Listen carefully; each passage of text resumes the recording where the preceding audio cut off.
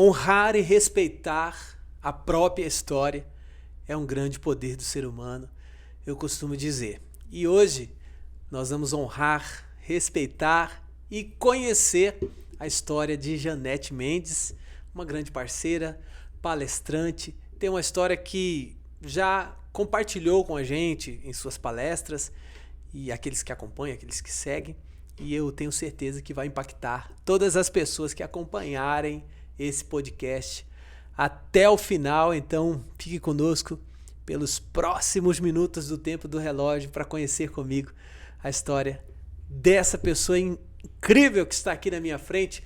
Bem-vinda, Janete, ao Respeita a Minha História podcast. Até rimou, hein? Muito obrigada. Eu me sinto honrada por estar aqui. Grande satisfação te receber. Obrigado por ter aceito o convite. Finalmente aconteceu, né? Tivemos algumas tentativas de fazer esse quadro aqui, mas tudo acontece no tempo que tem na hora certa que acontecer. E por falar em tudo acontece no tempo que tem para acontecer, em algum momento aconteceu o teu nascimento e a gente começa sempre aqui pela história antes do início. Quem são os pais de Janete Mendes? Ou de quem você é filha? Eu sou filha de Elmiro Mendes e a minha mãe é Olívia Marli de Ávila Mendes. Quem são? Qual a história deles, assim? São gaúchos? São gringos? Os meus pais são de Santa Catarina. Eu nasci no Rio Grande do Sul, mas hoje eles vivem em Santa Catarina. Eu nasci em Erval Grande, Rio Grande do Sul, uma cidade perto de Erechim, uma cidadezinha bem pequena. Erval Grande, mas é pequeno. É pequena. O Erval Grande, mas é bem pequena. Você foi criada lá? Eu não fui criada lá, porque os meus pais são pastores. Uau. Eu nasci numa família cristã. E como os meus pais, sendo cristãos e tendo essa grande responsabilidade com o ministério, a gente ficou muito pouco tempo em cada cidade. Nos mudávamos muito. Então a gente ficava 2 anos no máximo em cada cidade e por isso eu fui criada no Brasil, né? No mundo. Mas sei o que é isso. Infelizmente não morei muito tempo numa cidade. Eu sei o que é isso. Sabe o que eu estava pensando? Eu estou em Caxias vai fazer 5 anos. E do tempo de obra, né? Eu também sou ministro do Evangelho, sou bispo na Haja Paz. E é a cidade que eu já estou há mais tempo, é Caxias do Sul. E é curioso, porque 5 anos é pouco tempo para um cara que já tem uma idade. Mas você morou em qual lugar, assim, pela infância, que você tem mais recordações, que você tem mais memória? A cidade que eu mais morei foi Chapecó, que é a cidade onde os meus avós moravam, no interior. Então, a minha família saía, ficava 1 ano, 2 numa cidade e voltava para Chapecó. A minha avó, que tem uma história muito bonita, a minha avó era vendedora ambulante. Ela vendia frutas. De porta em porta. A minha avó vendia frutas. Uma profissão maravilhosa, vendedor, né? Aliás, você tem expertise na área. Daqui a pouco você vai contar pra gente. Tem por que puxar, né? Minha avó. Eu já quero saber mais sobre essa história de vender fruta de porta em porta. Eu já fui vendedor de porta em porta também. Eu vendia doce de leite e vendia iogurte na cidade de Mairink. Tem lá uns bairros da Granada, Barreto, que são uns morros. E às vezes eu passo lá, meu pai mora lá. Até hoje eu subo aquelas ladeiras pensando, um tempo atrás eu estava aqui puxando um carrinho de iogurte, batendo de porta em porta, vendendo. Eu quero até mandar uma saudação e expressar carinho a todos os vendedores de porta em porta, porque, curiosamente, a gente estava aqui antes de iniciar a gravação e e recebemos aqui, do nada, um vendedor de livros. Eu tenho muito respeito e muita admiração. Na minha casa, quando chega alguém vendendo alguma coisa na minha porta, eu nunca deixo de recebê-los, porque eu sei o quanto é desafiador e o que uma venda de porta em porta ensina. Meu Deus. Porque eu tive uma faculdade na rua. Porque como minha avó vendia frutas, quando ela queria ter companhia, ela me levou muitas vezes vender frutas com ela. E eu até hoje tenho doces lembranças da minha avó. E você vendendo? Vendendo junto com ela. Que fruta vendia? A minha avó vendia bergamota, que até hoje bergamota lá em Santa Catarina é muito bem vendida. Bergamota, pra você milho verde, milho verde. Que é de regiões, que não é da região sul do país, é a tangerina. Esses dias eu fiz uma enquete pra ver onde que falava, né? Lá na mexerica, tangerina, e o pessoal do Nordeste ainda chama de laranja cravo. Tem mais algum nome? Não sei, não conheço. E aí você vendia as frutas. Falando do vendedor que teve aqui, né? Bateu aqui na porta dos nossos estúdios, vendendo. Aí disse assim: livros! E a Janete, ainda existe vendedor de livro de porta em porta? E ficou umas 2 horas ali conversando com ele, atrasou o início do nosso podcast. Sempre dou atenção, sempre dou atenção. Comprou um livro. Comprei um livro e sempre dou atenção para eles e sempre procuro ensinar alguma técnica de vendas. É verdade. Porque eu nessa trajetória de venda de porta em porta, vendi muita coisa. Comecei com as frutas com a minha avó, depois a gente vendia rapadura. Não tinha amendoim para fazer rapadura e lá eles raspavam uma árvore. Então, eu não lembro o nome da árvore. Ela era ralada como coco e faziam a rapadura daquele negócio lá. Não lembro como é que era o nome. A gente vendia aquilo nos ônibus, nas rodoviárias. Em Chapecó? Em Chapecó. Você que é de Chapecó, tem noção aí dessa árvore? Digita aí nos comentários pra gente saber que árvore é essa que faz rapadura, né? Rapadura, no caso aí, é bem gourmet essa rapadura, porque a rapadura que eu conheço é de cana de açúcar. Fazia com açúcar e essa árvore. Ela é semelhante ao coco. Tu come a rapadura e tu não sabe que não é coco. E é muito parecido. Porque rapadura não é de coco não, viu? Pra sua informação, rapadura legítima, original é de... Apesar que o pessoal chama, né? Tem a de leite. Essa eu vendia também, de porta em porta. Que é o doce de leite, era uma rapadura, assim. Chamam de rapadura, ficou ofendido, porque as rapaduras lá do engenho de açúcar, de cana, lá no Nordeste, é puro açúcar. E puro... dura, de verdade. Essas rapaduras é mole, de coco. É cocada. É cocada, né? Gente do céu. Fica aí que ela vai contar pra gente as técnicas de venda, que você usava para vender as rapaduras de coco e as frutas. Eu, só para aproveitar o gancho aqui, gente, estava aqui lembrando, eu vendia esse iogurte, era uma marca chamada Shelly, não sei se existe mais.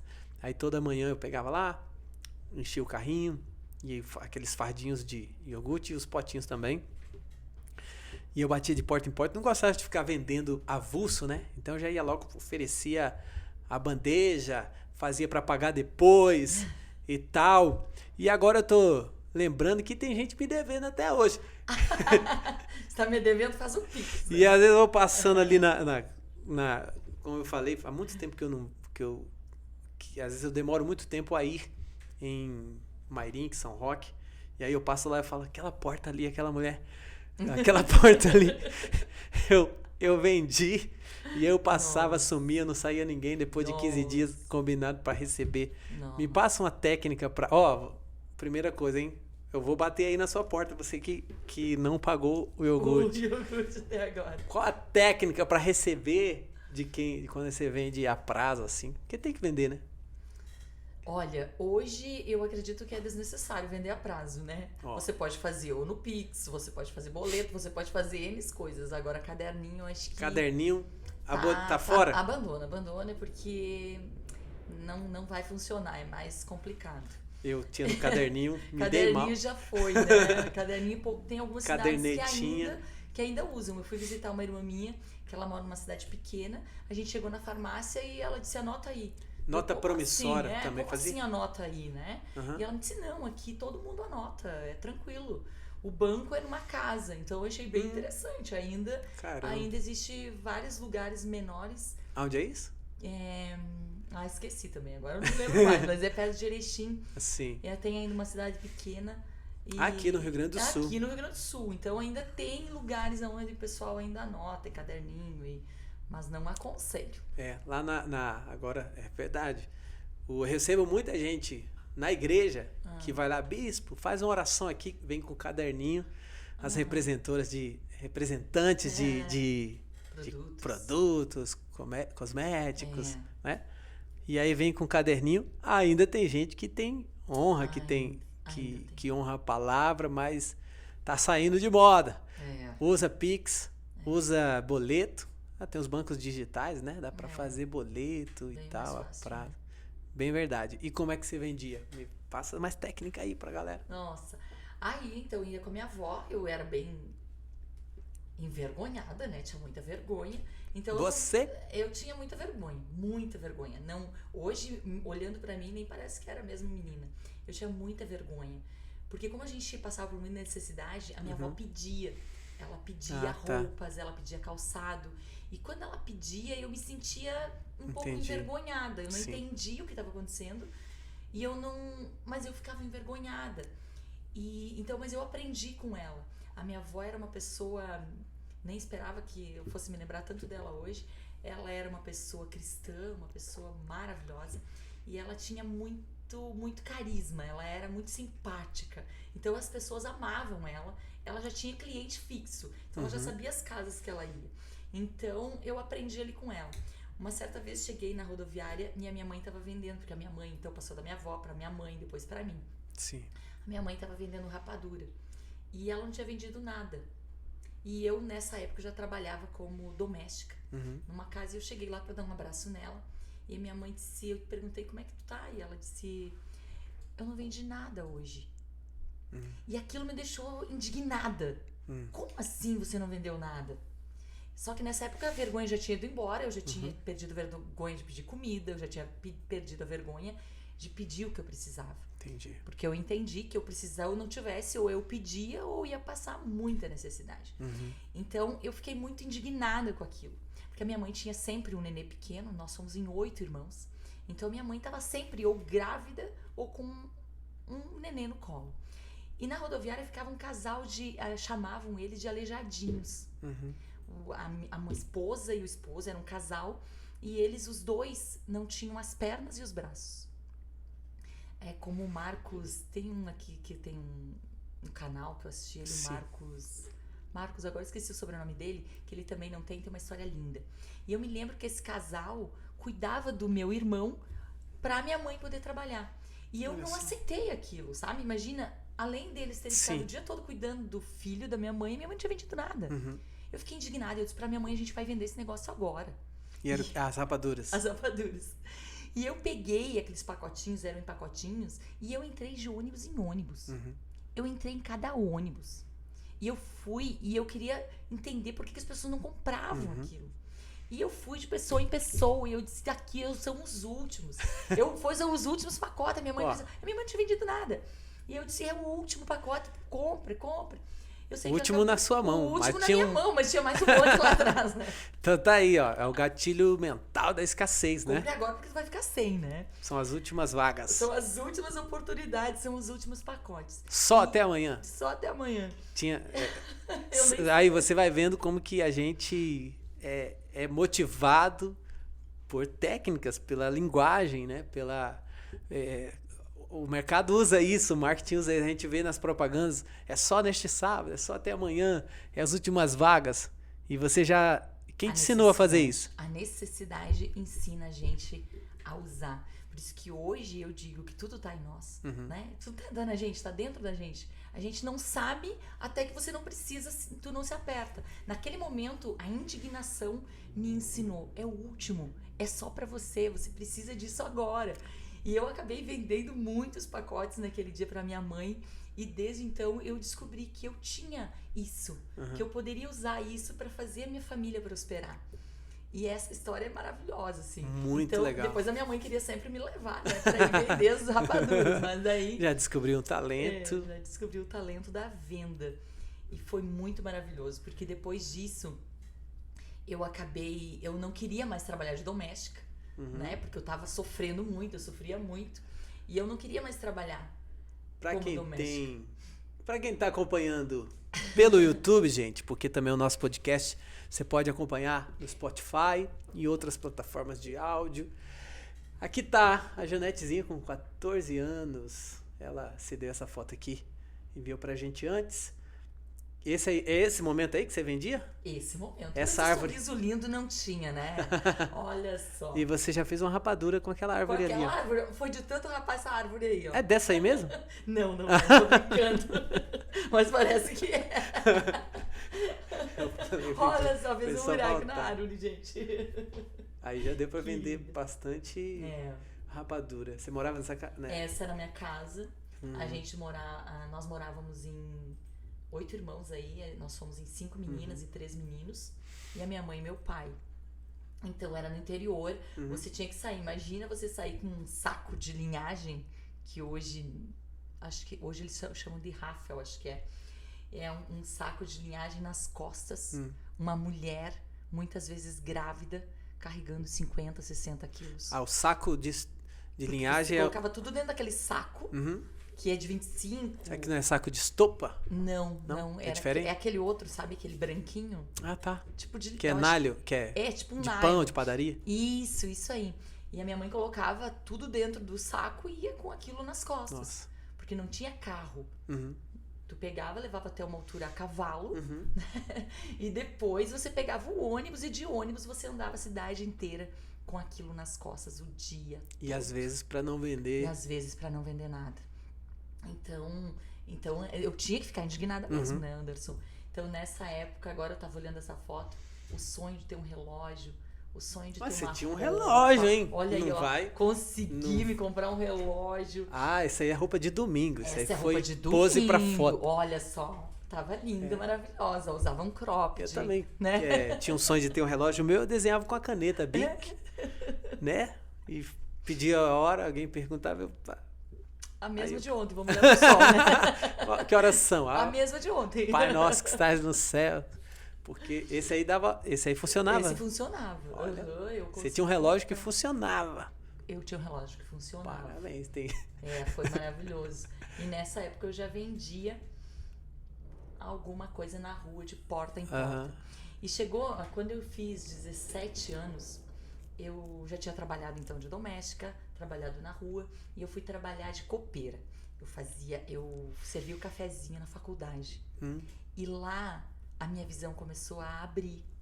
Comecei a conhecer os livros, a conviver com professores, né? Num outro patamar. E ali começou a me trazer um desejo maior de crescimento. Eu precisava crescer, eu precisava aprender coisas novas. Só que eu trabalhei pouco tempo, porque o salário era muito baixo também e não dava nem para pagar um aluguel. Então não tinha como continuar ali. Então o que aconteceu? Eu conheci um pessoal de uma funerária. Essa história eu esqueci de mandar foto para ti. Eu conheci um pessoal de uma funerária e eles me ofereceram uma vaga de vendedora. E eu achei o máximo, eu queria muito trabalhar como vendedora, porque eu achava que eu sabia tudo de vendas, né? Eu quero trabalhar como vendedor. E aí eles me contrataram, só que eles faziam um treinamento para você vender. Vender o que, Janete? Pois é. Imagina o que... Vender o que, Janete? Não, eu fiquei pensando, o que eu vou vender numa funerária? O que eu vou vender numa funerária? Eu pensei que eu ia ficar lá, né, na funerária, ali numa mesa bonita, vendendo sei lá o que, eu não sabia. Plano, Mas, né? Vendendo... Ah, bom. Não, naquela época Urnas. não existia plano, achei que eu ia vender alguma coisa. Mas o que era? A vaga era para vendedor externo. O que eu ia vender? Venda externa numa funerária. Vender planos funerais, que naquela época não existia, era o início. E eu tinha que vender caixão e os planos funerários. Imagina alguém na tua porta, batendo na tua porta para te vender um plano funerário. Tá precisando de uma urna aí? Nossa, as Temos pessoas de madeira corriam, as pessoas te corriam. Tu acha Temos que... de madeira Sim, tá de me lei. trazendo morte. Era assim, eu tava levando a morte. Eu tô imaginando aqui, né? Não deve ser também tão difícil, né? Hoje não é. Hoje eu acho que não é, porque hoje é comum. Hoje tem planos funerários, hoje é comum. Mas naquela época era a primeira funerária que eu conheci que fazia isso aí. Então o que eles faziam? Eles ensinavam técnicas de venda. Desde o momento que você chegava na casa, como você chegava, o que você ia falar e como você ia falar. Essa passagem da minha história é muito interessante porque eu aprendi coisas lá naquele treinamento que hoje eu levo para minha vida e hoje eu levo no treinamento de vendas que a gente tem dentro da imersão.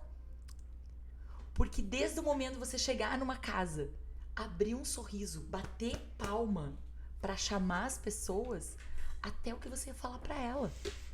Lá na funerária eles faziam uma lavagem cerebral em mim e eu fazia uma lavagem cerebral nos outros, né?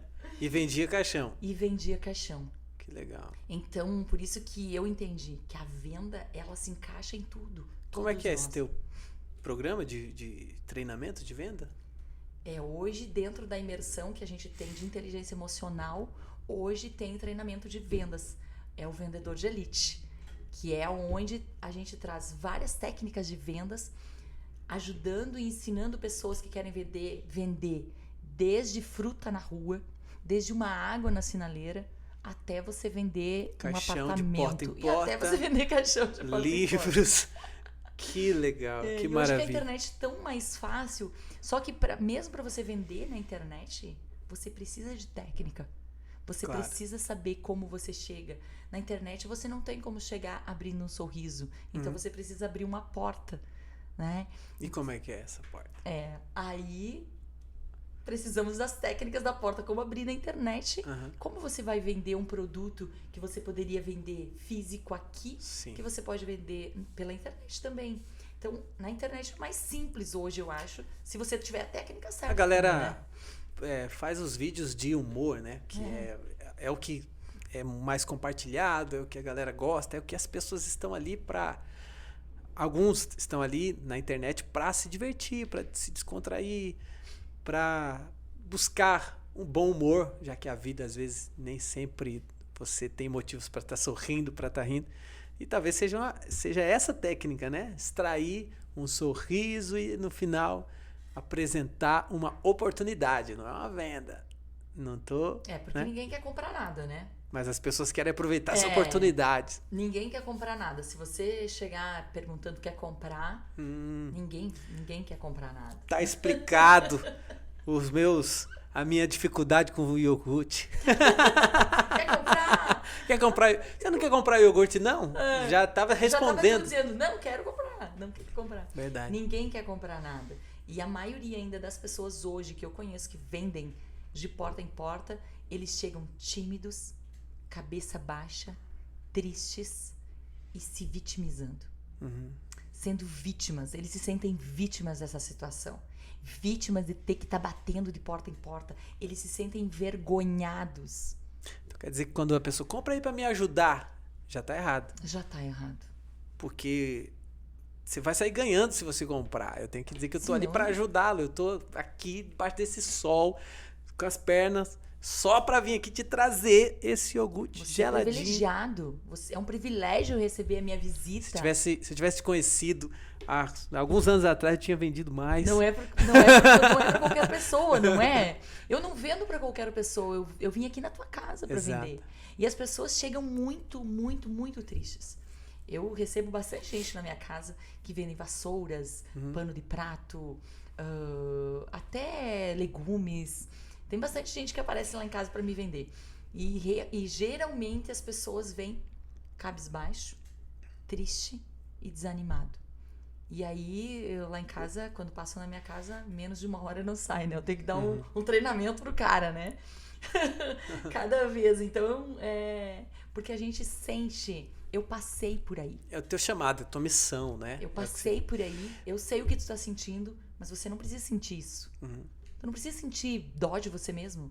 Você tem a oportunidade de estar com um pacote de bombom vendendo. Você tem a oportunidade de ter quantas vassouras para vender. E é muito melhor do que quem simplesmente está pedindo, né? A gente vê no farol... Outro dia eu passei aqui em Caxias, num semáforo desse, levantou a plaquinha assim, né? Passo fome, mas não roubo. Me ajude. E na hora eu sou estudioso da linguagem, da neurolinguística, e aí eu já detecto, aquilo ali grita, né? Porque há uma crença dizendo assim, ou eu roubo, ou eu Ou passo eu peço. fome. Quer dizer que ele só tem duas opções na vida. Já é uma crença que está nele. Eu passo fome, mas não roubo. Ao mesmo tempo, é uma linguagem violenta, porque ele está dizendo assim, se você não me ajudar... Posso te roubar. Eu posso te roubar. Um aqui usou uma linguagem mais violenta ainda, que não deixa de ser uma forma de manipulação, não deixa de ser a técnica dela, mas não vai ter sucesso com todo mundo, comigo, por exemplo. E aí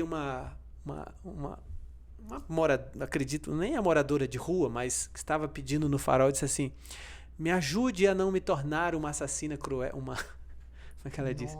Me dê uma ajuda para que eu não me torne uma assassina cruel, fria e cruel, Aí eu falo, se depender disso, você vai virar um assassino.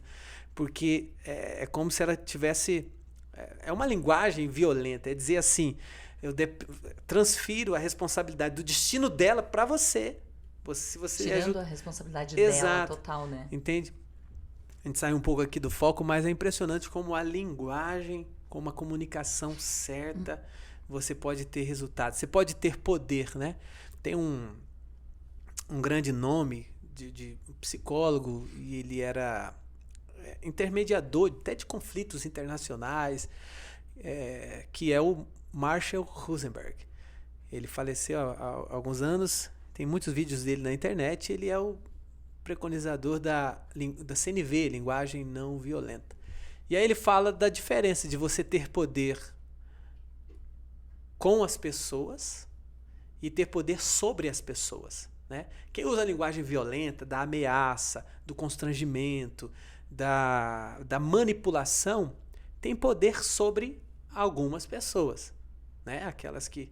E quando você tem a linguagem não violenta, uma linguagem da comunicação tranquila, você passa a ter poder com as pessoas. Então, quando você diz que está ali, oferecendo uma oportunidade, oferecendo, né, e faz um pedido claro da venda, você passa a conectar muito mais.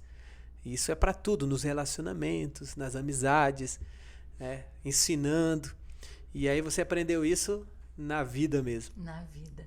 Sofrendo, e na verdade foi aprender mesmo, né? Era preciso passar por ali.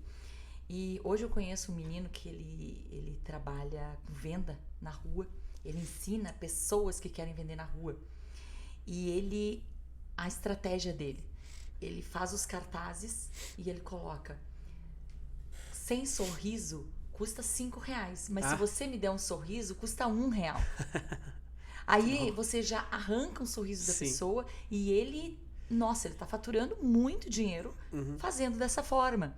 Ele leva um pouco de esperança, um pouco de alegria para as pessoas e acaba faturando o dinheiro dele. Então é uma técnica diferente, já não é essa técnica agressiva. Criatividade. E ele entendeu o poder da comunicação. E ele está gerando um valor na vida das pessoas. Exatamente. Desde o sorriso ao produto que ele está vendendo.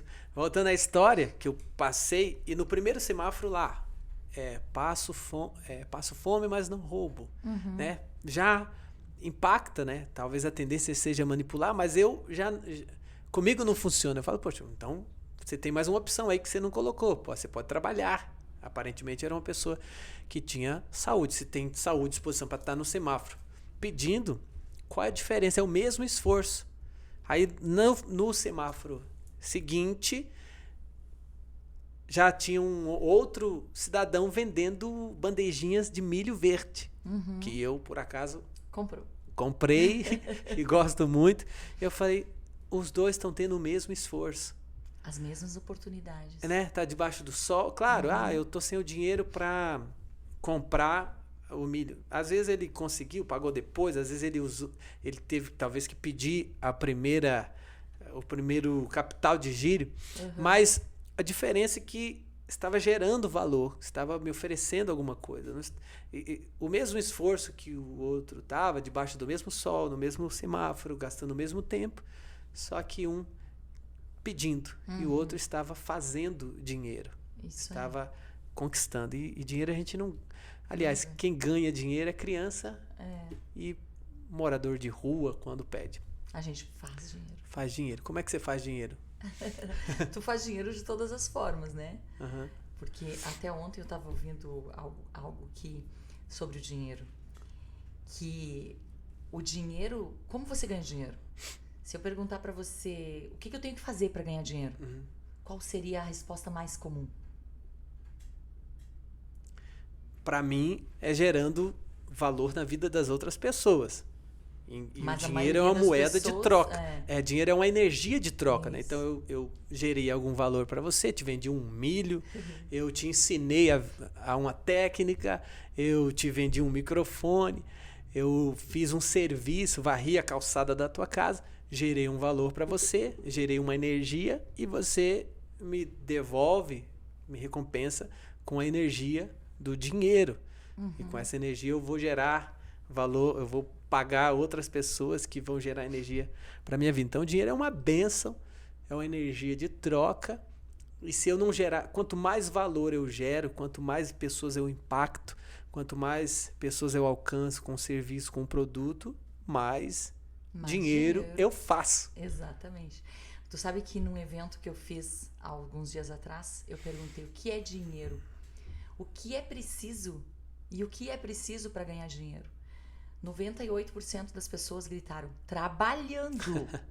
Como se ganha dinheiro? Trabalhando. E então, na verdade, não é trabalhando. Quem trabalha não ganha dinheiro. Quem trabalha não tem tempo para ganhar dinheiro. Para ganhar dinheiro, você precisa ter ideias.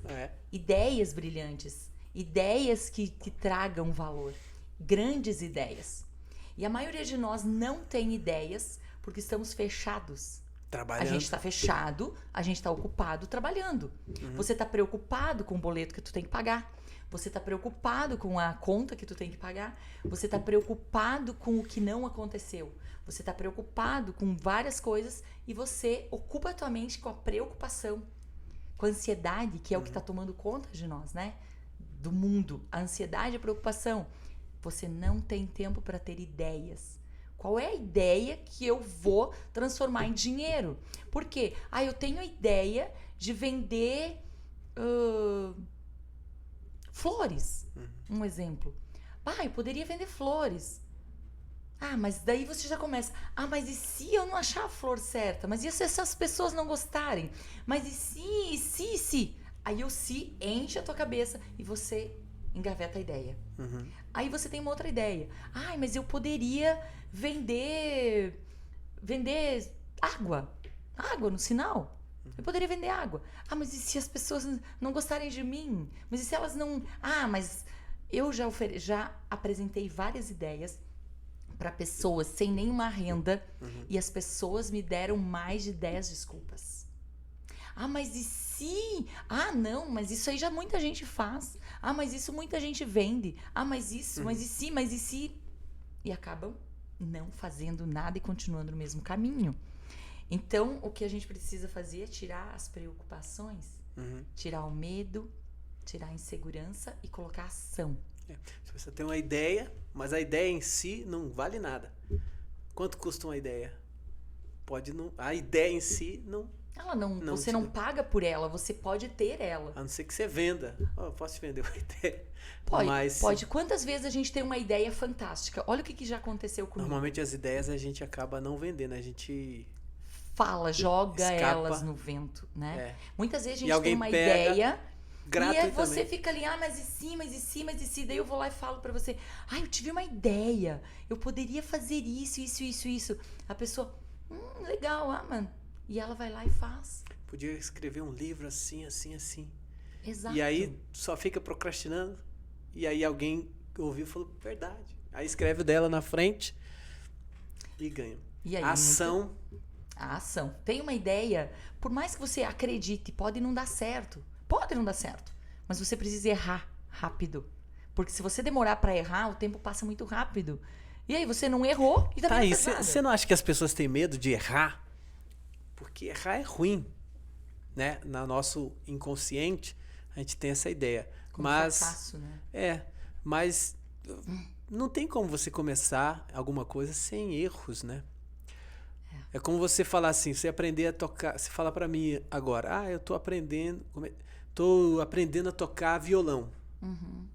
Quando você começou? Eu comecei essa semana. É o mesmo que você está me dizendo que você toca mal. Porque você não começa bem na primeira semana. Então você vai errar as notas, você vai errar. E é exatamente esse processo de errar e acertar que vai te aperfeiçoar e daqui a talvez alguns meses, 1 ano, 2, pode ser que você seja uma ótima música, toque muito bem o violão. É a mesma coisa então quem está ensaiando começar alguma coisa na vida. Mas eu ainda não sou bom em vídeos na internet, eu ainda não sou bom em dar treinamentos, ainda não sou bom em vendas. Né? Tem que começar errando e acertando.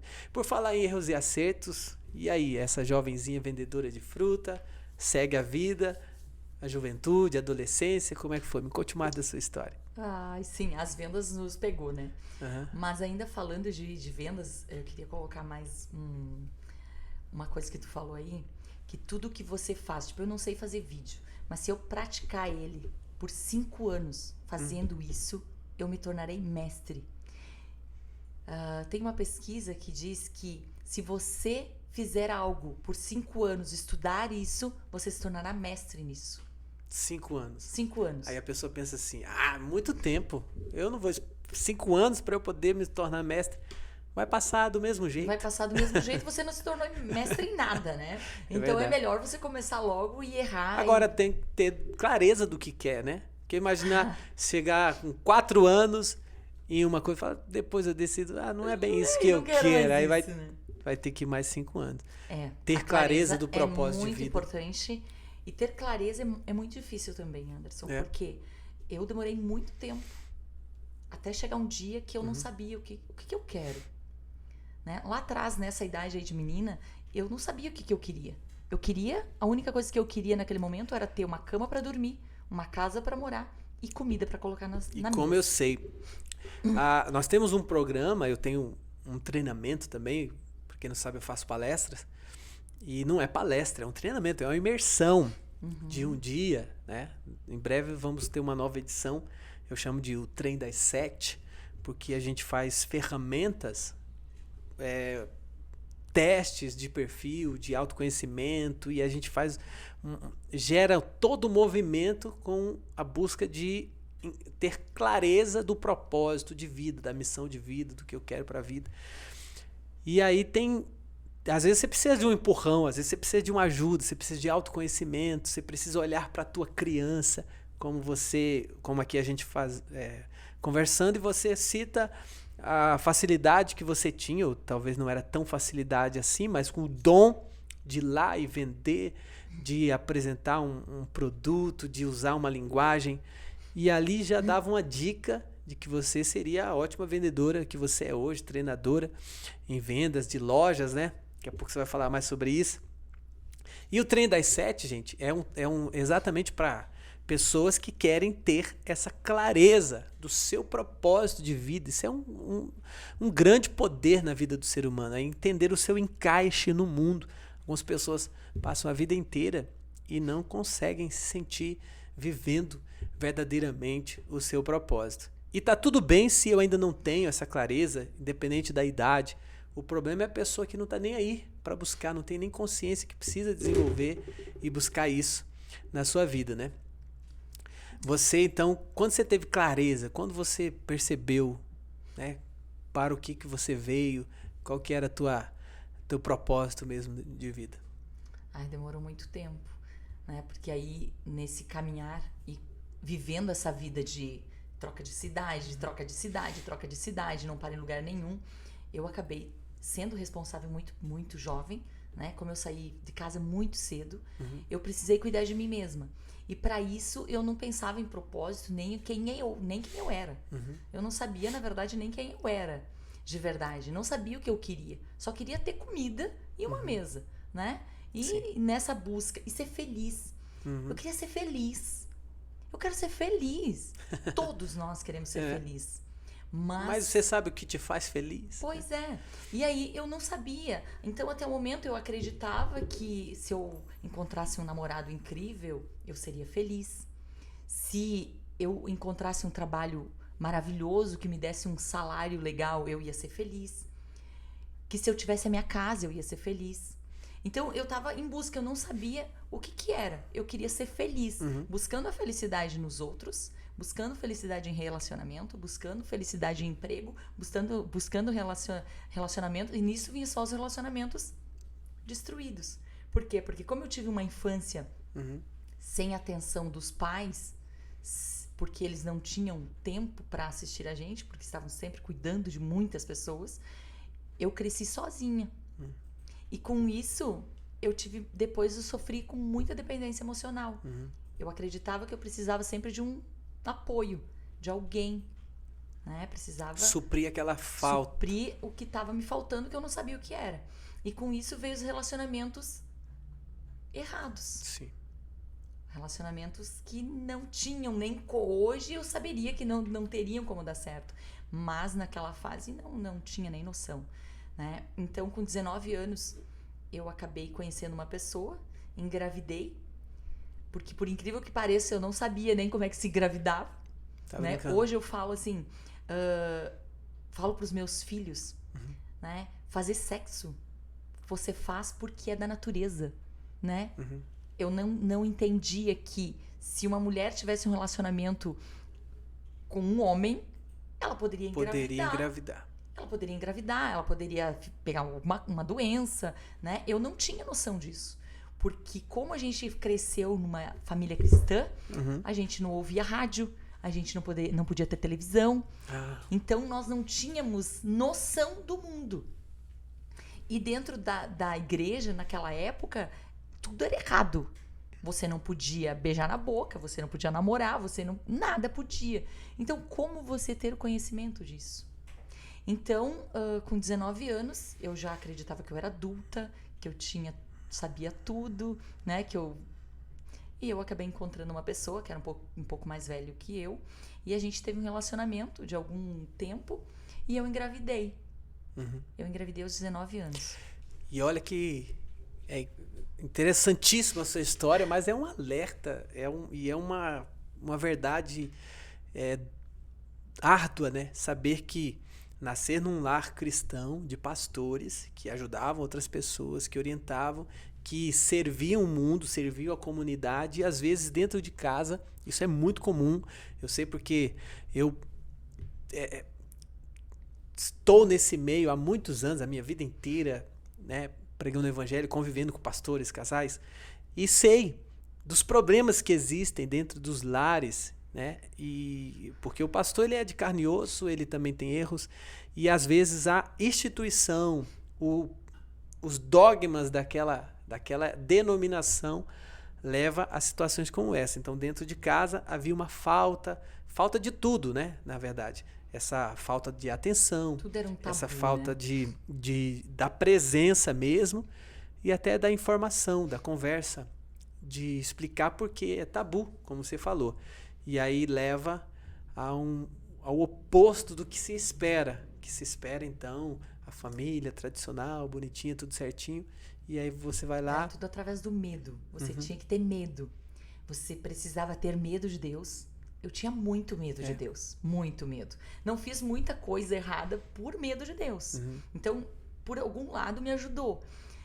Mas eu tinha medo dos meus pais. Eu tinha medo de Deus. Mas eu não tinha a informação. Que é necessário, porque dentro das famílias, falar desse assunto, falar da sexualidade, é um assunto muito desafiador para os pais.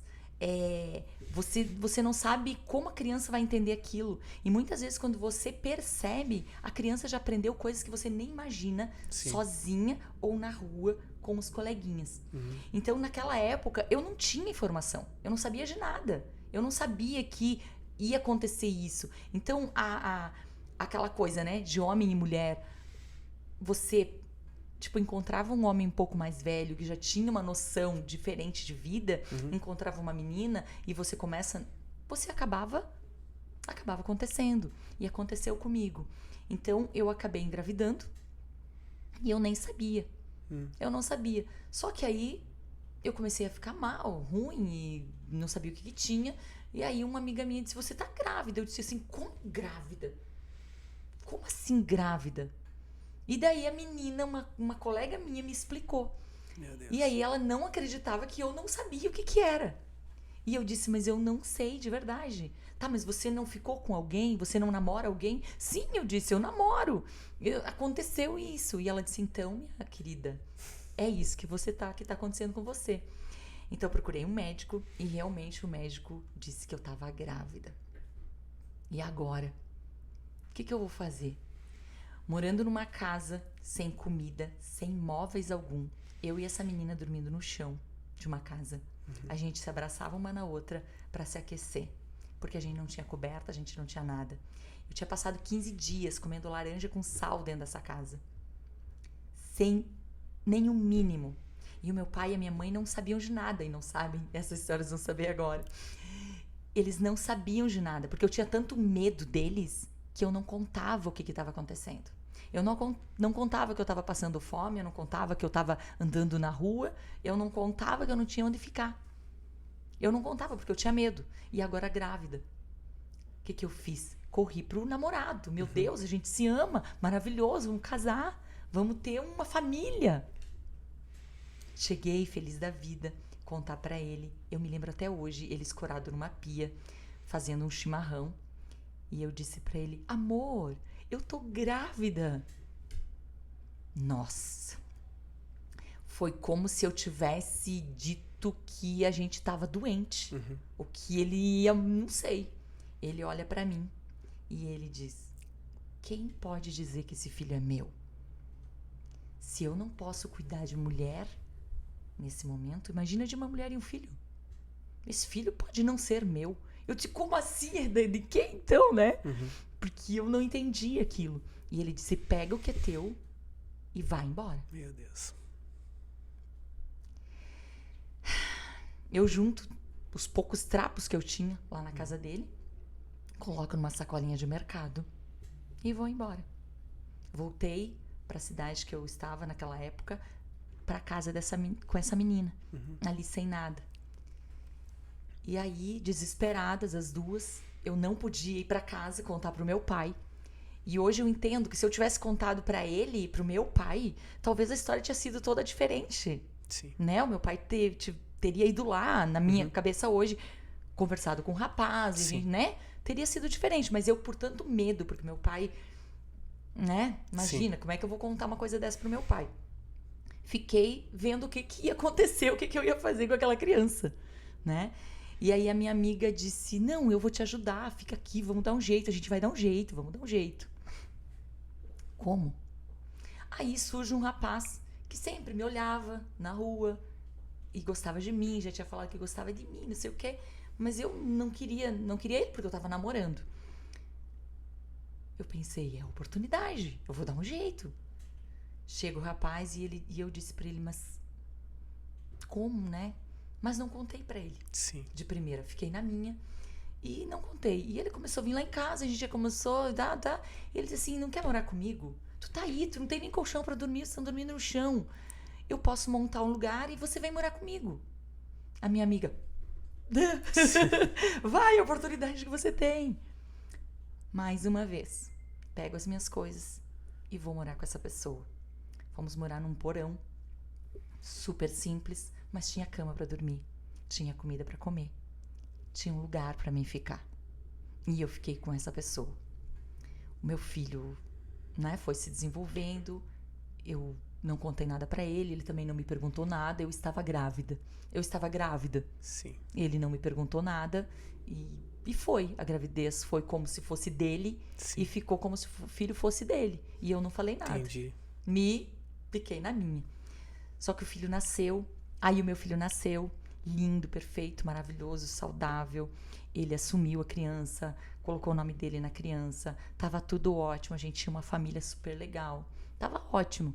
Agora eu tinha um lar. Agora eu tinha um lugar para ficar. Apresentei ele pros meus pais, que ele era meu marido, que a gente tava morando junto. E foi, né? Tava tudo bem. Meu pai, minha família feliz. Só que a criança nasce. E não sei o que desencadeou. Ele começou a beber. Aí começou a chegar em casa bêbado. Aí começou a beber e de repente começou a agressão. Aí que começa Mais uma fase terrível da minha vida. Ele começou a me agredir, ele tinha um ciúmes doente, e eu também era uma menina, não sabia como lidar com aquilo, e começou as agressões, eu fui me queixar pro meu pai, o meu pai disse assim, sim, tu vai fazer o quê?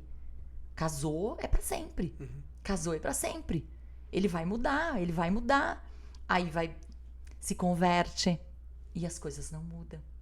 Ele continuava a beber, e continuava a me bater. Chegou uma noite, eu cheguei em casa, e depois de um dia de trabalho, aí ele começou a não trabalhar mais. A gente se mudou para a cidade que eu moro até hoje com meu pai. Sim. E eu cheguei em casa e ele, por alguma coisa, ele ficou com ciúme. Que horas são essas? Por que você se atrasou? Por que você se atrasou? Que horas são essas? E acabou desencadeando uma briga.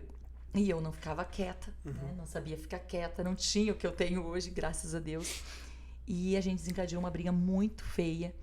E ele me bateu muito. E eu, aquele dia, meu filho tinha 2 aninhos. Meu Deus. E ele não deixava eu tirar o filho de casa. Ele dizia, se você for, tu pode ir, mas você vai sozinha. Eu não vou deixar. Então eu sempre recuava.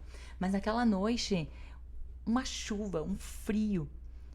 Eu tinha recém chegado em casa e colocado um chinelinho de dentro de casa nos pés.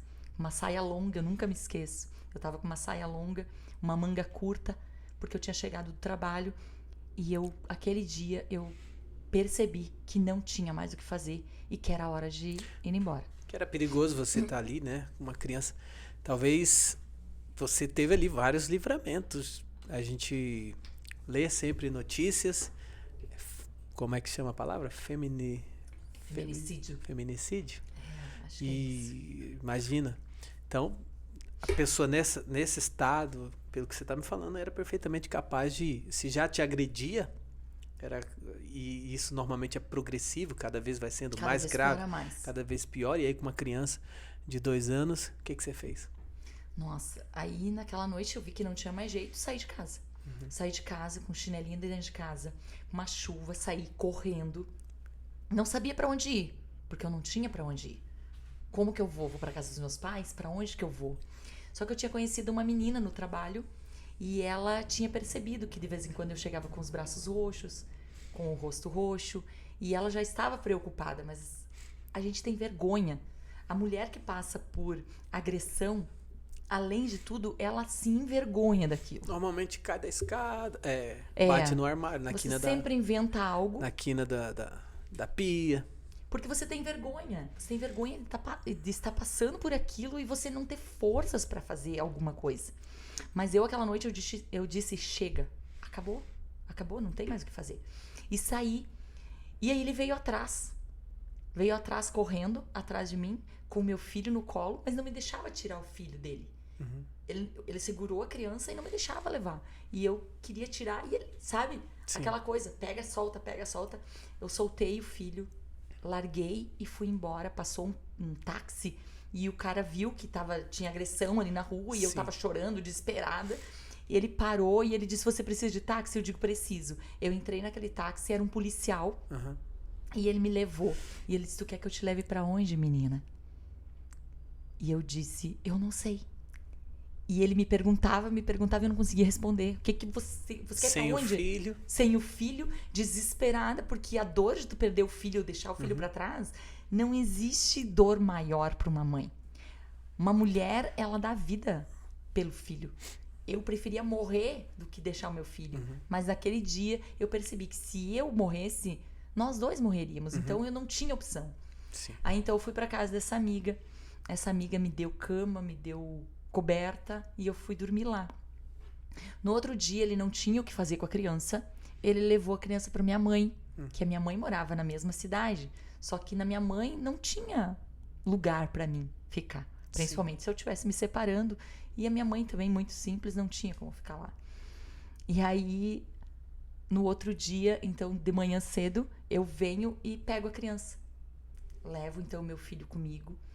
Pego todas as coisinhas dele, vou pra casa, volto lá, pego as coisas dele enquanto ele não tá em casa e vou pra casa dessa minha amiga. Então, nesse dia, foi um divisor de águas na minha vida. A partir de agora, eu teria outra vida na minha cabeça. Sim. né? Então foi um dia muito importante e doloroso também. O que, naquele momento, na sua cabeça, o que era o grande mal na sua vida, né? Aquela presença, você tinha se libertado. Sim. Eu sou livre. Sim, achei Mas que acredito tinha que não acabado acabou tudo. aí. Ah, é? Achei eu que Tava tava desconfiando. livre, que eu tinha acabado tudo, aquele momento triste, desesperado, acabou.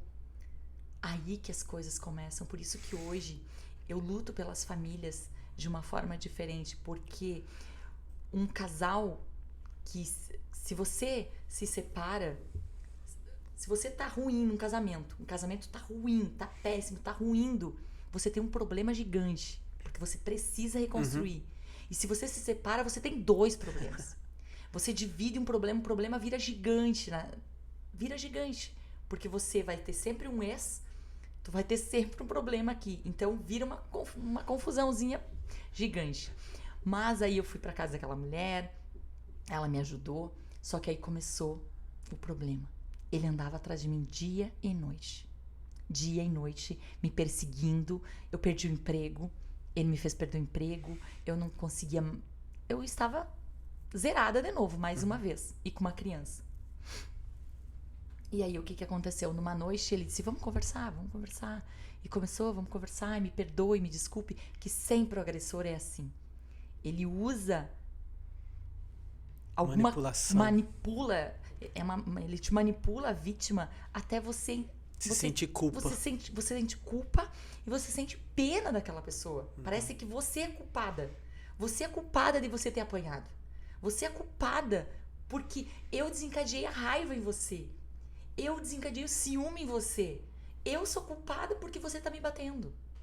A mulher, ainda além de tudo, você sente culpa. Eu me sentia culpada. Porque eu pensava, se eu não tivesse conversado com aquela pessoa, se eu não tivesse saído pra trabalhar, se eu tivesse ficado quietinha, se eu tivesse engolido o choro, eu não teria apanhado. E nessa noite ele me convida pra conversar sobre a criança, porque a gente tava com muitos problemas, né? Tinha guarda e um monte de coisa. Chamava a polícia, nunca resolveu nada. Então, assim, não tinha segurança. Eu não podia contar com polícia, não podia contar com leis, porque o policial não tava lá na hora que ele vinha me pegar. Ele não tava lá na hora que eu apanhava. Não tinha ninguém pra me ajudar. E nessa noite a gente saiu pra conversar, eu acabei cedendo. E a gente saiu pra conversar. Eu entro no carro, um carro velho, caindo. Ele me leva pra um lugar. E agora? E ele diz, agora você vai pagar cada dia que você me fez sofrer. Agora você vai pagar com a tua própria vida. Nossa. Anderson, aquele cara me tira do carro e começa a me arrastar no meio de um mato. Começa a me arrastar pelos cabelos. Armado com uma faca. E começa a me arrastar. E eu gritando, desesperada, ninguém te ouve. É uma coisa tão incrível. Hoje eu vejo o que acontece com muitas mulheres. E eu me vejo naquela cena. E eu me lembro que ninguém ouvia. E se alguém ouvia, fechava a porta. Porque as pessoas não querem se envolver. A sociedade não quer se envolver com esse tipo de situação. Porque eu me lembro que na época ele dizia, em briga de marido e mulher, ninguém tem que meter a colher. Existia esse ditado. Sim. Em briga de marido e mulher não se mexe a colher, porque hoje eles estão brigando, mas eles estão se beijando. Só que muitas vezes não é bem assim. Pode acontecer porque a mulher se sente impotente, se sente desprotegida e ela prefere muito mais ficar beijando o agressor para que ela não seja agredida. Só que logo, logo ela vai ser agredida de novo. Muitas vezes até a morte. E ele começou a me arrastar. Eu sei que a gente foi... Era umas 7h30, 8 horas da noite. A gente foi numa luta. Já era meia-noite e pouco. E ele Na rua, isso? No meio do mato. Ele parou o carro num acostamento. Sim. E começou a me empurrar. E nesse empurra e vai, um empurra o outro. Ele foi me empurrando, a gente foi caindo. E foi pro meio do mato. E ele começou a me levar pra um lugar onde ele pudesse me matar. Sim. Né? E que ele ia fazer alguma coisa. Ele queria me matar. E ele começou a me arrastar. E eu pedindo socorro e gritando. E ninguém apareceu. Só que eu sou uma pessoa que eu tenho muita fé. Eu tenho muita fé em Deus. Eu tenho muita fé. E confio que na palavra diz que tudo é para o bem daqueles que amam a Deus. E naquele momento, a única coisa que vinha era o rosto do meu filho, sabe? Por que eu tinha deixado o meu filho sozinho? Eu tinha deixado o meu filho lá com a minha amiga. E por que eu fui conversar com ele? Só via o rosto do meu filho lá. Nos meus olhos só vinha aquilo. E eu não sabia como me livrar daquela situação. Porque um homem irado não tem, uma mulher não consegue se livrar. Você não tem como se livrar, você fica numa luta gigantesca e tu não consegue sair daquilo. E só o meu filho vinha e eu pedia, pelo amor de Deus, por favor, pelo amor de Deus, não me mata. Eu dizia, a gente tem um filho, por favor, me deixa ir embora. Me deixa voltar para casa. E ele não, me chamando de tudo quanto era nome, de tudo que você imagina. Ele disse, não, hoje tu vai acabar aqui. Hoje essa história vai acabar aqui. Você não quer ficar comigo, você não vai ficar com ninguém. Ninguém vai ficar com você. Ninguém, a tua vida acaba aqui.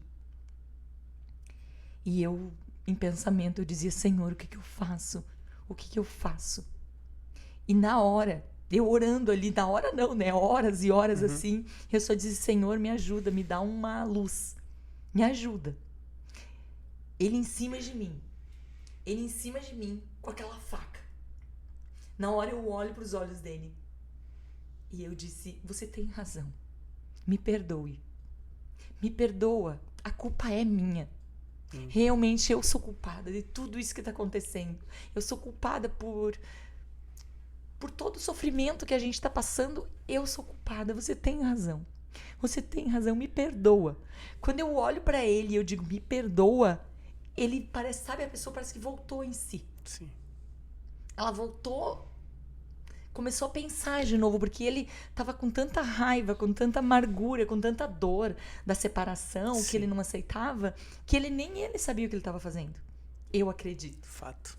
Né? E quando eu disse para ele, me perdoa, eu sou culpada, ele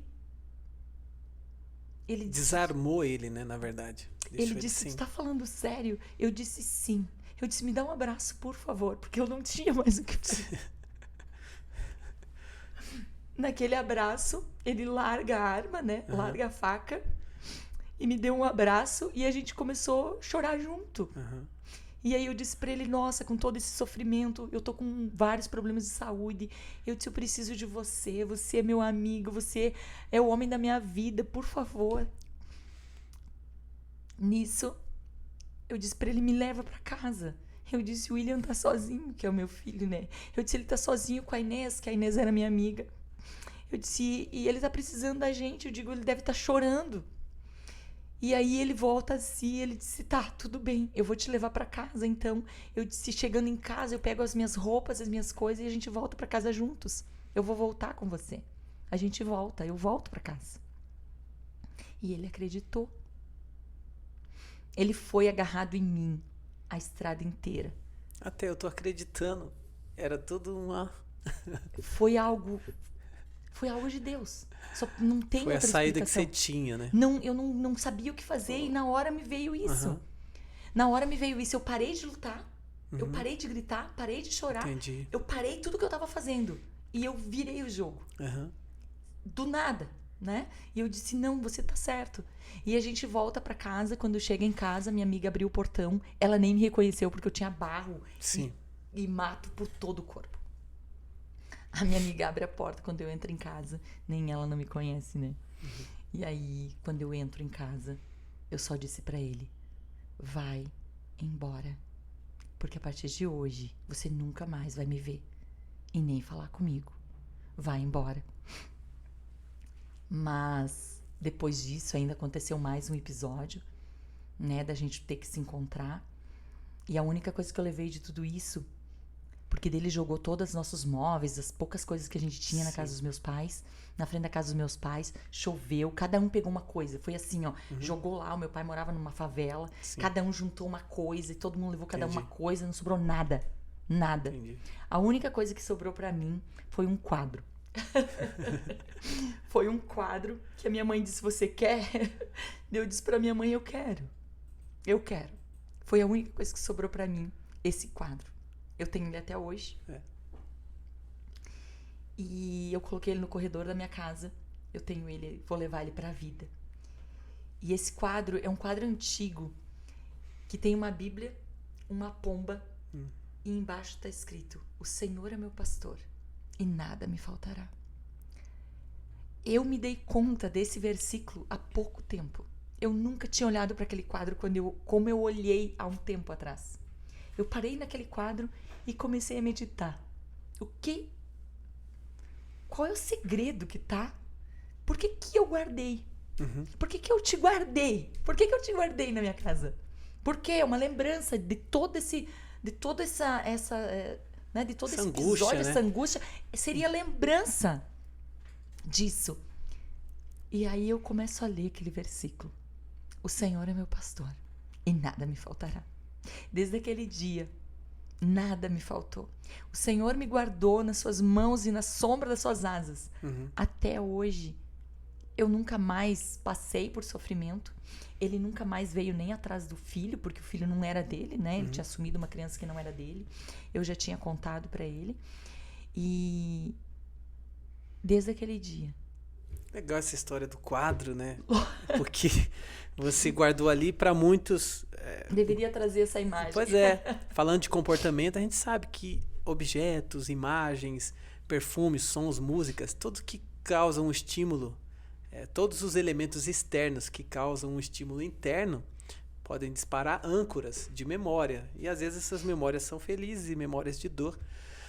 Mas para você aquele quadro, né, significa uma âncora ali, um objeto de superação, de sobrevivência. E a frase, o Senhor é meu pastor, de proteção, de segurança de Deus, porque o Salmo 23, que é poderosíssimo, ele promete que nada faltará, que a segurança, ainda que passe pelo vale da sombra da morte, não temer, porque o bordão e o cajado do Senhor está ali. Uma vez eu estava evangelizando e olha que isso aconteceu há muito tempo. Eu era bem adolescente, em São Roque, evangelizando, e acho que eu tinha uma camisa de uma cruz. E aí a pessoa que eu estava falando me questionou por que a cruz.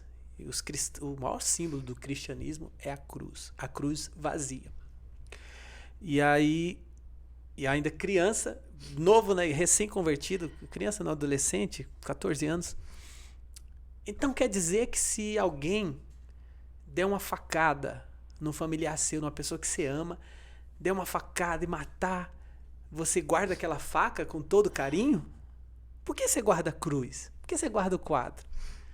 Aí eu falei assim, na hora, foi um site assim, falei, olha, se o meu ente querido ressuscitar depois dessa facada, com certeza eu vou guardar e vou olhar para essa faca com muita fé, porque foi isso que aconteceu a Jesus. Foi o que aconteceu com você, você ressuscitou daquele mato. Ressuscitei. Foi um milagre, né? Um grande milagre. E hoje eu defendo. Hoje, se eu vejo uma mulher passando por qualquer tipo de abuso, eu não consigo ficar calada.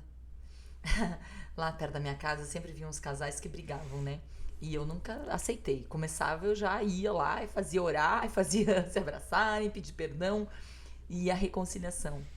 Então, hoje, eu digo para essas mulheres que sofrem, existe sim saída. Existe saída. E que elas não são culpadas. Elas não são culpadas de terem feito uma escolha errada. Porque muitas vezes a gente pode escolher o companheiro errado. Sim. Pode fazer escolhas erradas. Mas que a gente pode sim tomar uma decisão e fazer uma nova escolha. Não digo fazer uma nova escolha de um novo parceiro sem nem antes ter, né, Sim. resolvido um problema aqui. Mas Eu sempre falo na questão do divórcio, que eu sou totalmente contra o divórcio. E eu sou uma pessoa que já me divorciei. E continuo, né, atendendo casais, continuo evitando que pessoas se divorciem através da palavra, através da orientação, do atendimento. Mas eu entendo também que, depois de esgotar todas as vias, né, o divórcio pode ser uma saída para viver uma nova história. Como aconteceu com você. Imagina se tudo que você já pagou, o preço que você já pagou, por causa da mentalidade, dos dogmas, de crescer num lar cristão, mas cheio de tabus, cheio de paradigmas que nada contribuíram, né? É a mesma coisa que muita gente fica junto com um agressor, com um adúltero, com uma pessoa totalmente tóxica, que pode te matar, pode tirar a sua vida, porque tem aquela crença de que o divórcio não é uma hipótese, não é uma opção. E infelizmente eu acredito que é uma opção em casos de extremos, quando esgotou todas as vias, mas o fato é que a pessoa não precisa viver um inferno dentro do lugar que teria que ser o lugar de paz, teria que ser a base dentro da própria casa. Então, sim, é possível restaurar, é possível ter um novo marido ou uma nova esposa sem trocar de identidade, porque as pessoas podem ser transformadas, mas aí também não depende só, depende do outro também. Eu acredito em milagre, eu acredito em uma nova história, e de um jeito ou de outro, nós estamos aqui para glorificar a Deus, para viver uma vida que glorifique, que exalte, que dê testemunho do poder de Deus. E é isso que você vive hoje. Né? Depois de tudo isso, você renasce, ressurge das cinzas e você começa uma vida nova. E como você não tem culpa, você pode sim recomeçar. E hoje eu gosto de dizer, não precisa deixar chegar nesse ponto. Sim. Né? No ponto do divórcio, a gente precisa ver os primeiros sinais. Os primeiros sinais, você já tem que ver lá atrás, lá no começo. Sim.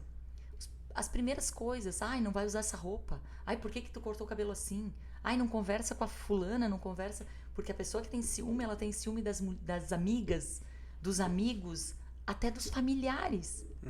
E muitas vezes a gente faz de conta que não vê. Você vai aceitando. E quando você menos espera, as coisas podem mudar. Então, que nos primeiros sinais já seja resolvido. Né? Porque num relacionamento precisa sim ter confiança, precisa sim ter respeito, precisa sim ter conversa, diálogo, que é o mais importante. Porque se você deixar chegar no ponto, é como eu falei na palestra que a gente fez essa semana, que a gente deixa a nossa plantinha lá num canto e finge que não vê ela. E de repente, quando você olha, ela tá murcha, ela tá morrendo. Assim é o nosso relacionamento. E aí, de repente, você vai lá e joga um baldão de água, tudo numa vez só. Pra compensar todo o tempo que você deixou, né? A tua esposa, o teu esposo, lá num canto, esperando que ela faça alguma coisa. Esperando que ela te faça feliz. E ninguém faz ninguém feliz. Ninguém faz ninguém feliz. É muito perigoso você transferir sua felicidade para outra pessoa, né? Nesses tempos, a gente fez aqui, inclusive, um programa, um especial, junto com, inclusive, o Cassiano Kufel, que é um influenciador aí das redes sociais, e é sobre relacionamentos, vida amorosa, sobre amor, na verdade. E aí eu fui convidado, e aí eu faço casamentos, né? Celebro casamentos, e eu sempre pergunto para os casais, né? Por que você quer casar com ele? Por que você quer casar com ela? E as pessoas às vezes dizem, para ser feliz. O que você espera casando? Eu espero ser feliz. E é muito inconsequente você depositar sua felicidade em outra pessoa. Talvez, e aí é onde eu oriento, se você casar para fazê-lo feliz, se você casar com a intenção de fazer dela a mulher mais feliz desse mundo, aumenta significativamente as chances quando tem esse propósito. Então, evoluindo, buscando orientação, buscando Deus, tem solução, né? É possível viver em paz, é possível ser feliz, é possível se adaptar à pessoa. Às vezes tem os sinais que você está comentando, que precisa estar atento, e você precisa ou cortar, né? Se aquilo é tóxico, se aquilo fere teus valores, se aquilo está muitas vezes podando inclusive a sua fé.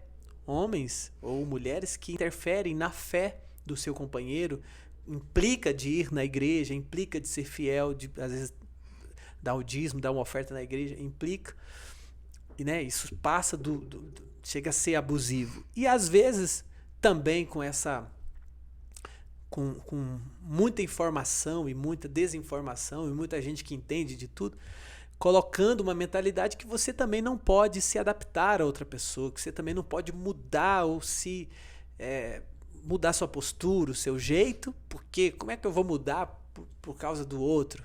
Não é mudar por causa do outro, às vezes é mudar por causa do relacionamento, por causa de si mesmo, mudar ou melhorar ou evoluir por uma causa maior, que é o bom convívio do casal, da família, e tá pensando em si da mesma forma, porque vai viver, vai gozar dessa nova história, e a gente precisa mudar, a gente precisa evoluir, a gente precisa melhorar. E a Bíblia diz que assim como o ferro afia com outro ferro, né, no atrito, você amola uma faca com outro ferro, assim também o homem ao outro homem. Assim as relações servem para fazer a gente evoluir, as relações saudáveis, né? Muito linda a sua história. Por falar em relações saudáveis, eu acho que nós temos aqui, vamos ver, tem poucas fotos, mas para valer, hein? Quem desses aí é o agressor? Quem desses aí é o que corre atrás com faca? Nenhum desses é o agressor, né? Hoje eu tenho uma família incrível. Talvez esse aqui, esse cidadão, esse labrador. Nem ele, é um crianção, assim. É um labrador, é? Não, ele é um Weimaraner. Weimaraner. Até o cachorro da família é chique, gente. Meu Deus do céu, me contem. Não sei se as pessoas que estão em casa... Talvez a gente tenha essa imagem aí, Johnny, para colocar aberto. Quem estiver acompanhando pelo Spotify, vai lá no YouTube, Bispo Anderson Feitosa. Aliás, não, esse podcast aqui está no Respeita a Minha História podcast. E aí você vai conseguir ver as imagens aí dessa família maravilhosa, família da Janete. Quem são? Meu marido, Adriano. Aí o William, que é esse grandão aí. O João, Arthur e o Davi. Tenho 4 filhos. Muito legal. Meninos, homens, né? Muito lindos. E tenho uma família hoje restaurada, minha vida restaurada. Hoje ajudo outras mulheres, outras famílias, né? Hoje levando o autoconhecimento através aí, né, da... Qual deles que veio aqui na igreja? Eu conheci todos, né? Acho que todo mundo aí na palestra. Acho que sim. Mas qual deles que veio aqui, que foi o garotinho? Que veio aqui... teve aqui contigo uma vez. Eu acho que o menorzinho, o Davi? Será? Não, acho que foi o Arthur. O Arthur. Ele é especial, tem quantos anos? O Arthur é especial. O Arthur tem 13, vai fazer 14. Que foi uma também das minhas grandes mudanças. O Arthur, a minha vida também, o antes e depois dele. Porque ele chegou junto com meu marido, né? Então, eles se tornaram aí uma parte muito importante da minha história, que me transformou hoje na mulher que eu sou. Hoje sou uma mulher que... Eu gosto de dizer, eu sou uma leoa, não tenho medo de nada, nada me para. Sou uma imparável. Hoje luto pela minha família, pela minha vida, por outras pessoas, né? Muitas pessoas me perguntam como que você tem coragem de contar essa história, que é uma história que tem muita dor, tem muitos desafios. Mas eu gosto de dizer que as nossas cicatrizes são remédio, né, para as feridas dos outros. Então, que as minhas cicatrizes sirvam, sim, de remédio, de alívio para outras pessoas que sofrem, para outras mulheres. Que a gente saiba que a gente não precisa desistir, que a gente não pode desistir. Muito bom. Janete, parabéns pela família linda, pela pessoa que você se tornou, pela mulher que você é.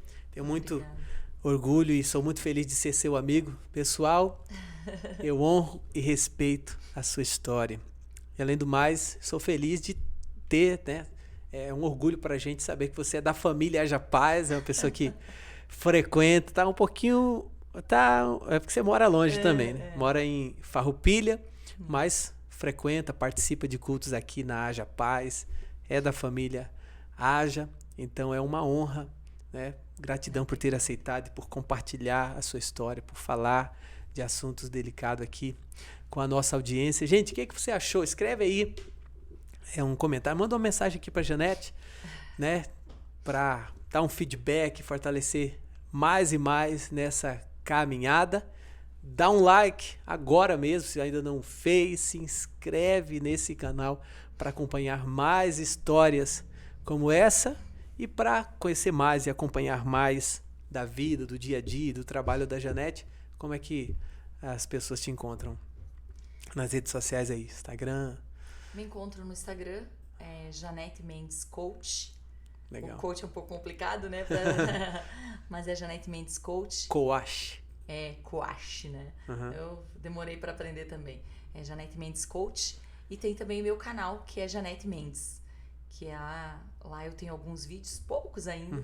Mas assim, pro pessoal que quiser se inscrever, vir lá, dar uns feedback lá nos vídeos. Se quiser encontrar a Janete pessoalmente, de vez em quando aqui na Haja Paz, a nossa igreja que fica no centro de Caxias do Sul, na rua 20 de setembro, 2060. Os cultos nos domingos às 9 da manhã e às 15 horas que a Janete costuma vir. De vez em quando. É isso aí, gente. Sim. Deus abençoe todos. Gratidão por ter acompanhado até aqui. Gratidão, Janete. Deus abençoe mais e mais. Muito obrigada. Obrigada.